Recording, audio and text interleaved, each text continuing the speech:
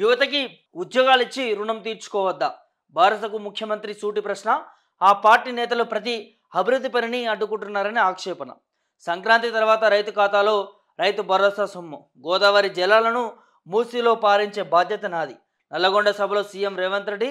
భాజపా పాలిత రాష్ట్రాల్లో ఏడాదిలో 55,000 ఉద్యోగాలు ఇచ్చారా అని నడ్డాకు సవాల్. అయ్యా ముఖ్యమంత్రి గారు, ఇవాళ మీరు నిన్న నల్లగొండ వేదికగా మాట్లాడినటువంటి పచ్చి అబద్ధాలు, పచ్చి అబద్ధాలు అని చెప్పుకోవచ్చు. ఇవన్నీ కూడా మీరు మాట్లాడినటువంటి పచ్చి అబద్ధాలు. 55,000 ఉద్యోగాలు ఇచ్చినామని చెప్పి మీరు మాట్లాడుకుంటా ఉన్నారు. ఒకసారి టీజీపీఎస్ మాజీ చైర్మన్ ఎవరైతే మహేందర్ రెడ్డి ఉన్నారో వారే పోతా పోతూ 12,000 ఉద్యోగాలు ఇచ్చినామని అన్నారు.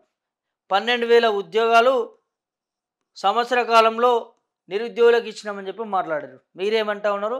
55,000 ఉద్యోగాలు ఇచ్చినామని అంటున్నారు. మరి ఎవరి మాట కరెక్ట్ అండి? ఇలా చైర్మన్ మాట కరెక్టా, ముఖ్యమంత్రి మాట కరెక్టా? అంటే చైర్మన్ ఆయననా మీరా? అంటే డప్పు కొట్టుకోవాలి గంతే. అది ఎవరు ఇచ్చినా ఏం చేసినా ఏమైంది పక్క పెట్టేసి డప్పు కొట్టుకోవాలి. ఇవాళ వాస్తవానికి కాంగ్రెస్ ప్రభుత్వం అధికారంలోకి వచ్చిన తర్వాత ఇచ్చిన ఉద్యోగాలు 12,000. అవి కూడా పూర్తిగా ఇంప్లిమెంట్ కాలే నాకు తెలిసి. కొన్ని ఇంకా నియామక పత్రాలు ఇవ్వలేదు. దాంట్లో గ్రూప్ 1 మెన్షన్ అయ్యింది. ఇప్పటికీ నియామక పత్రాలు ఇవ్వలేదు. గ్రూప్ 2 కావచ్చు, గ్రూప్ 4 కావచ్చు. కొన్ని నియామక పత్రాలు కూడా ఇవ్వని ఉద్యోగాలు దీంట్లో ఉన్నాయి. 12,000 ఉద్యోగాలే ఈ కాంగ్రెస్ ప్రభుత్వం ఇచ్చింది. మిగతా 43 ఉద్యోగాల దాకా, మిగతా 40,000 ఉద్యోగాల దాకా, 40,000 43,000 ఉద్యోగాల దాకా బీఆర్ఎస్ పార్టీ హయాంలో, బీఆర్ఎస్ ప్రభుత్వ హయాంలో నోటిఫికేషన్ ఇచ్చినటువంటి జాబ్సే మనం చూస్తూ ఉన్నాము. ఇక దీన్ని ఇలా కలుపుకొని మేము ఇచ్చినాం 55,000 ఉద్యోగాలు అని చెప్పి గొప్పగా మాట్లాడుకుంటూ కొంచెమైనా ఉండాలి కదా. అబద్ధం చెప్పేటప్పుడైనా పుసుకున తెలిస్తే బయటకు వస్తే ఇజ్జత్ పోతుందని ఉండాలి కదా. ఇంత ఘోరాతి ఘోరమైన నోరు తెరిస్తే సభల ముంగట ఎంత వస్తే అంత మమ్మల్ని అడగటోళ్ళు ఎవరు ఉన్నారు? మేము చెప్పిందే వేదం, మేము చేసిందే రాజ్యం, మాదే పాలన, 4 ఏళ్ళ దాకా మనం అడగటోళ్ళు ఎవరు లేరు అని అనుకుంటున్నాం. కానీ ఇవాళ ఏ ఒక్క నిరుద్యోగిని అయినా కూడా మాట్లాడుతూ ఉన్నారు. అయ్యా మీరు ఇచ్చిన ఉద్యోగాలు ఏం లేవల్లా, 12,000 ఉద్యోగాలే మీరు ఇచ్చిర్రు, అది కూడా చైర్మనే చెప్పిండు, మిగతా ఉద్యోగాలు గత ప్రభుత్వం ఇచ్చింది అని చెప్పి నిరుద్యోగులు చెప్తా ఉన్నారు కదా, చెంపబెట్టు పెట్టే విధంగా. సరే మీరు అన్నట్టుగానే గిదే 55,000 ఉద్యోగాలు మీరు ఇచ్చిర్రు అనుకుందాం. ఫర్ సపోజ్ వీళ్ళు చెప్పినట్టుగానే ఇచ్చిర్రు అనుకుందాం. ఏమైందా మీరు ఇస్తాను 2 లక్షల ఉద్యోగాలు? మరి 2 లక్షల ఉద్యోగాలు ఇస్తామని అన్నారు. ఏడిపోయినా 2 లక్షల ఉద్యోగాలు? మరి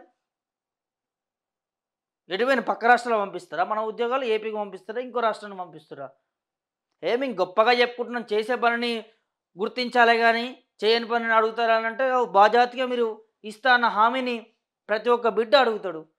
మీరు ఎన్నికల మేనిఫెస్టోలో పెట్టారు కదా గొప్పగా, ఇందిరమ్మ రాజ్యం వస్తే ఇవన్నీ అమలు చేస్తాం, ఇప్పుడు తీసుకుంటే ఇంత, మేము అధికారంలోకి వచ్చిన తర్వాత ఇంత ఇస్తామని చెప్పి గొప్ప గొప్ప స్టేట్మెంట్లు, గొప్ప గొప్ప ఫ్లెక్సీలు పెట్టుకొని ప్రచార యాత్రలు చేసుకురు కదా. మరి ఎటువైనా మీరు 2 లక్షల ఉద్యోగాలు, వాళ్ళ 2 లక్షల ఉద్యోగాలకి దోకా చేసింది కాంగ్రెస్ ప్రభుత్వము. మీరు కాకుండా మీ ముఖ్య నేతలు, కాంగ్రెస్ నేతలు అక్కడ ఢిల్లీ నుంచి కూడా పట్టుకొచ్చారు కదా ఇక్కడికి. రాహుల్ గాంధీ గారు కావచ్చు, ప్రియాంక గాంధీ గారు కావచ్చు, వాళ్ళు అశోక్ నగర్కి వెళ్ళి నిరుద్యోగులకి ఎంత అసలు దారుణం, అసలు పచ్చి మోసం చేసిరు వీళ్ళంతా, పచ్చి మోసం చేసిరు. ఏ రాష్ట్రమైనా బీఆర్ఎస్ ప్రభుత్వం ఉన్నప్పుడైనా 55,000 ఉద్యోగాలు ఇచ్చిందని చెప్పి మాట్లాడుతూ ఉన్నారు. ఇంకా నువ్వు గత ప్రభుత్వం గురించి ఎందుకయ్యా మాట్లాడుకునేది? సంవత్సరం పాలన నీకు కనిపిస్తలేదా? నీకు ప్రభుత్వము, ప్రజలు మీకు అధికారం ఇచ్చింది, ఆ ప్రభుత్వం చేయలేకనే మీకు ఇచ్చినామని అంటా ఉన్నారు కదా. మరి ఇప్పటికీ ఆ ప్రభుత్వాన్ని ఇప్పటికీ ఏ సభ పెట్టినా కూడా వారినే మాట్లాడడం అనేది ఇది ఎంతవరకు కరెక్టు? నీ పాలన మీద నువ్వు సోవి పెట్టాయా సారు? ఇలా ఉద్యోగాలు నిరుద్యోగ భృతి అని చెప్పి నిరుద్యోగులను మోసం చేసిరు కదా. ఇక ఇంకోటి, రైతులని నిట్టా ముంచిందంటే కాంగ్రెస్ ప్రభుత్వం అనుకోవచ్చు. రైతు భరోసా ఎప్పుడు ఇస్తారట? సంక్రాంతికి. ఇగొచ్చే అగొచ్చే, ఇప్పుడు వచ్చే అప్పుడు వచ్చే, ఇప్పుడు తీసుకో అప్పుడు తీసుకో, ఎదురు చూపులో ఉన్నాయి తప్ప ఏమీ లేదు. ఇప్పటికి వీళ్ళు వచ్చిన కాంచి నాకు తెలిసి రైతు బంధుకు రూపాయి డబ్బు జమ చేయలే రైతు భరోసాకి. ఇచ్చిన 7,000 కోట్లు కూడా గత ప్రభుత్వం బీఆర్ఎస్ ప్రభుత్వం డబ్బులు సమకూర్చి నిధులు పెట్టి ఏద్దామనేసరికి వీళ్ళే అప్పుడు అడ్డం వచ్చిర్రు. ఇప్పుడు ఎట్లా ఇస్తారు, ఇది ఎన్నికల టైంలో కదా, నోటిఫికేషన్ ఉన్నప్పుడు ఎట్లా ఇస్తారు అని చెప్పి అప్పుడు వీళ్ళే పిటిషన్ ఇచ్చారు. దానివల్ల ఆగిపోయింది. అది వీళ్ళు మళ్ళీ అధికారంలోకి వచ్చిన తర్వాత మేము ఇచ్చినాం అని చెప్పి మళ్ళీ గొప్పగా చెప్పుకుంటున్నారు. గొప్పగా చెప్పుకోవడం తప్ప ప్రభుత్వం చేసింది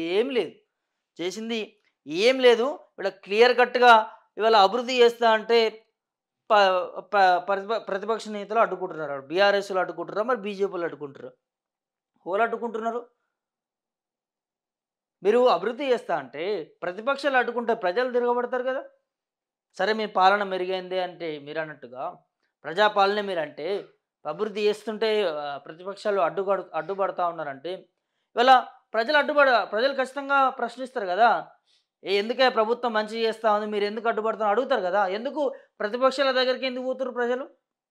ఈవెన్ దో నిన్న కూడా లగచర్ల ఇష్యూ పైన లగచర్ల బాధితులు తెలంగాణ భవన్కి ఎందుకు పోవాల్సి వస్తుంది?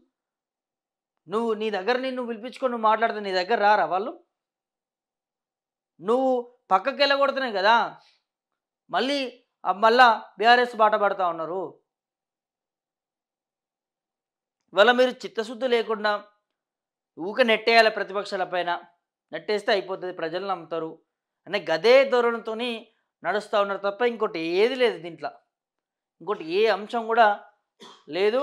ఇవాళ మీరు నిజంగానే అభివృద్ధి చేస్తారు అంటే ప్రజలు ఎందుకు మిమ్మల్ని వ్యతిరేకిస్తారు? ప్రజలు దేనికోసం వ్యతిరేకిస్తారు?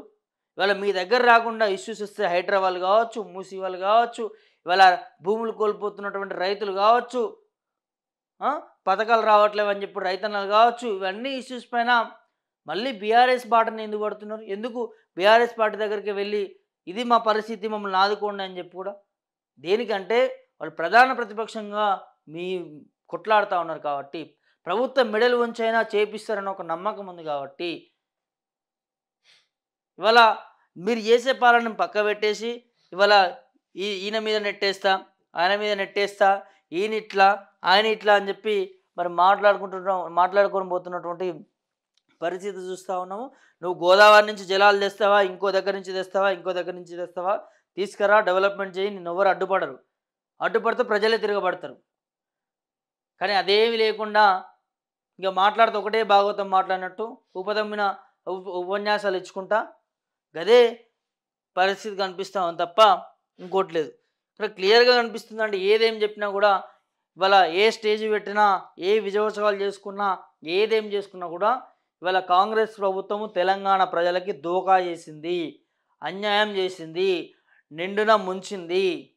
ఇవాళ ప్రజా విజయోత్సవాలు ఇవి కావు, ఇవి చేసుకునే అర్హత ప్రభుత్వానికి లేదని ప్రజలే ప్రశ్నిస్తూ ఉన్నారు.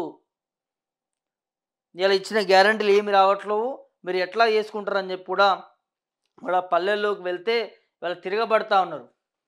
అన్నీ కూడా కనిపిస్తూ ఉన్నాయి. మరి ముఖ్యమంత్రి గారేమో మేము ఇది ఇచ్చినాం, అది చేసినాం అని చెప్పి కూడా మాట్లాడుకుంటున్నటువంటి పరిస్థితి చూస్తూ ఉన్నాం.